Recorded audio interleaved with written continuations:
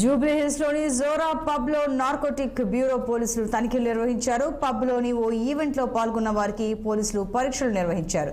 పరీక్షల్లో 11 మంది డ్రగ్స్ తీసుకున్నట్టు వారికి పాజిటివ్ గా తేలడంతో పోలీసులు వారిని అదుపులోకి తీసుకున్నారు.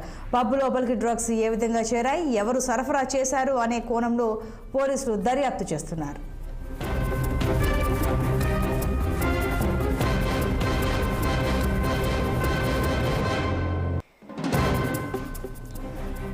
ఇక దీనికి సంబంధించి మరింత సమాచారం మా ప్రతినిధి శ్రీనివాస్ అందిస్తారు. శ్రీనివాస్, చెప్పండి. ఓ పబ్ పై జరిగిన రైడ్ లో 11 మందికి డ్రగ్స్ తీసుకున్నట్టుగా పాజిటివ్ గా వచ్చింది. ఇక దర్యాప్తు కొనసాగుతోందని తెలుస్తోంది. వివరాలు ఏంటి?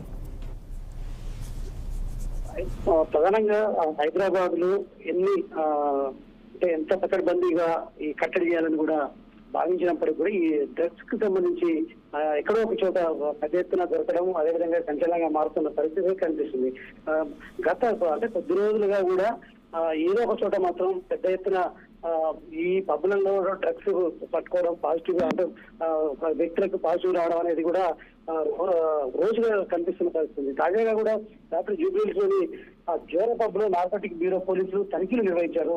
తనిఖీలు నిర్వహించగా పబ్ లోని ఒక ఈవెంట్ లో పాల్గొన్న వారికి పరీక్షలు నిర్వహించగా వారిలో 11 మందికి అంటే పాజిటివ్ వచ్చినట్టుంది. అంటే వారు డ్రగ్స్ తీసుకున్నట్టు కూడా నిర్ధారణ అయింది. ఈ నేపథ్యంలో కూడా పోలీసులు వారిని అదుపులోకి తీసుకొని విచారిస్తున్నారు. అయితే ఆ పబ్బులోకి ఏదైతే ఆ పబ్బులోకి అంటే డ్రగ్స్ ఎవరు సరఫరా చేశారు, ఈ అంటే ఎవరెవరితో అంటే వీళ్ళకి సంబంధాలు ఉన్నాయి అనే అంశంలో కూడా జోరాపత్కి సంబంధించిన పూర్తిగా విచారణ చేపట్టారు. ఎందుకంటే హైదరాబాద్ లో ఎక్కడ చూసినా ఈ డ్రగ్స్ మహమ్మారి అనేది యువతని చిత్తు చేస్తున్న పరిస్థితి ఉంది. ఈ నేపథ్యంలో కూడా గత 2 ప్రభుత్వాలు కూడా సీరియస్ గా తీసుకున్నాయి.